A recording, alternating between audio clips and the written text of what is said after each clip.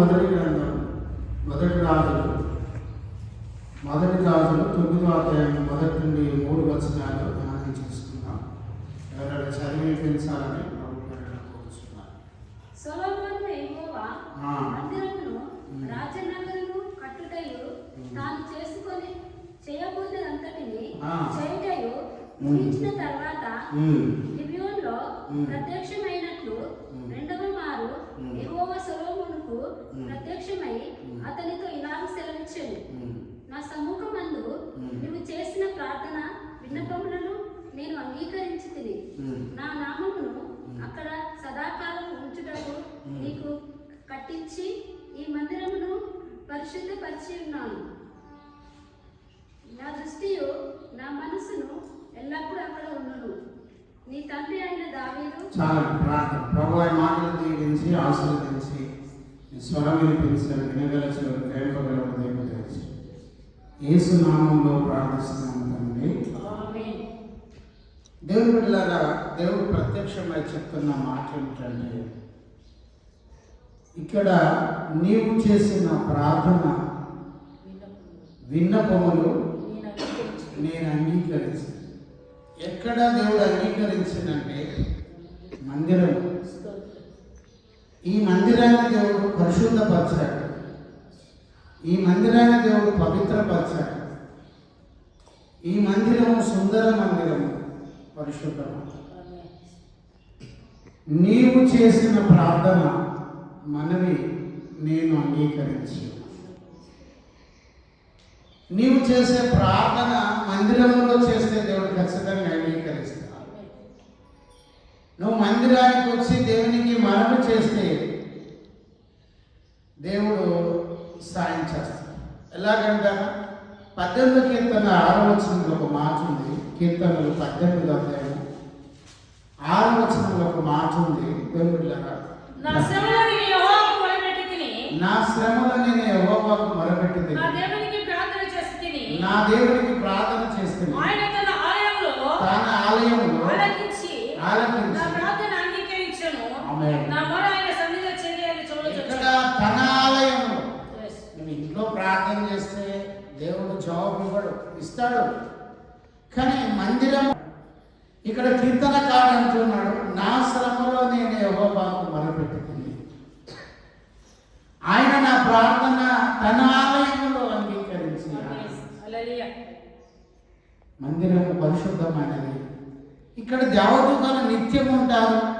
ఈ స్థలం పరిశుద్ధమైనది కనుక ఇక్కడ దేవుడు దూతలు ఇక్కడ ఉంటారు కనుక ఇక్కడ కీర్తనకారుడు, నా శ్రమలో నేను యెహోవాకు మొరపెట్టు. నీకు శ్రమ కలిగినప్పుడు మందిరంలో మొరపెడితే, మందిరంలో నువ్వు ప్రార్థన చేస్తే ఆ దేవుడు నీ మనవి ఆలకించి నీకు సమాధానం ఇస్తాడు, శాంతినిస్తాడు. సొలొమోను ప్రార్థన చేశాడు. చూడండి ఏమని చేశాడు దేవుడు ద్వారా. దేవుడు సొలొమోనుకు ప్రత్యక్షమై ఇలాగంటాడు. రాజులు మొదటి గ్రంథం 9వ అధ్యాయం 3వ వచనం, నా సముఖమందు నువ్వు చేసిన ప్రార్థన విన్నపం నేను అంగీకరించింది. నా నామమున అక్కడ సదాకాలం నుండి నీవు కట్టించిన ఈ మందిరము పరిశుద్ధపరిచి ఉన్నాను. నా దృష్టియు నా మనసును ఎల్లప్పుడూ అక్కడ ఉంది. మందిరంలో దేవుని దృష్టి ఇంకేముంటది? మనసు ఇక్కడ ఉంటుంది. ఆయన మందిరంలో ఆయన దృష్టి మనసు ఎప్పుడు ఇక్కడ ఉంటుంది. ఆ శ్రమ కలిగినప్పుడు, నీకు కలిగిన బాధ వచ్చినప్పుడు, శ్రమలో నువ్వు మొరపెడితే దేవుడు నీకు సమాధానమును జవాబునిస్తాడు. నీ జీవితంలో అద్భుతం జరుగుతుంది. సొలొమోను చేసిన ప్రార్థన మనవి దేవుడు అంగీకరించి ఈ మందిరము నేను పరిశుద్ధపరచుకున్నాను. ఇక్కడ సదాకాలం ఉంటాడు. ఎప్పుడు దేవుడు మందిరంలో ఉంటాడు. ఇంట్లో కొద్ది దినములు ఉంటాడు, కొద్ది సమయం ఉండడు. కానీ మందిరంలో దేవుడు సదాకాలం ఉంటాడు. 84వ కీర్తనలో కీర్తనకారుడు, నీ మందిర ఆవరణలో 1 దినం గడుపుట 1000 దినముల కంటే శ్రేష్టం. ఆయన మందిరంలో 1 దినము గడిపితే చాలు, 1 గంట ఉంటే చాలు, 1000 దినాలు నువ్వు సంపాదించుకున్నావు. 1000 దినముల ఆశీర్వాదం నీకు నీ కుటుంబం కుటుంబానికి కలుగుతుంది. ప్రభువైన యేసుక్రీస్తు అత్యధికమైన దీవెన, అత్యధికమైన ఆశీర్వాదాన్ని కలుగజేస్తాడు. శ్రమలో మనం మొరపెట్టాలి. చూడండి 56వ కీర్తన 8వ వచనం వరకు మార్చుంది. కీర్తనలు 56:8 నా సంచారమును లెక్కించి ఉన్నావు, నా సంచారమును లెక్కించి ఉన్నావు, నా కన్నీళ్లు నీ బుడ్డిలో ఉంచబడి ఉన్నవి, నా కన్నీళ్లు నీ బుడ్డిలో ఉంచబడి ఉన్నవి, అవి నీ కవలిలో కడవడు కదా. చాలా ఒక బుడ్డి ఉంచాడు దేవుడు. మన సంచారములు దేవుడు లెక్కిస్తాడు. నువ్వు ఎక్కడికి పోయేది, ఎక్కడికి వచ్చేది అన్ని దేవుడు లెక్క పెడతాడు.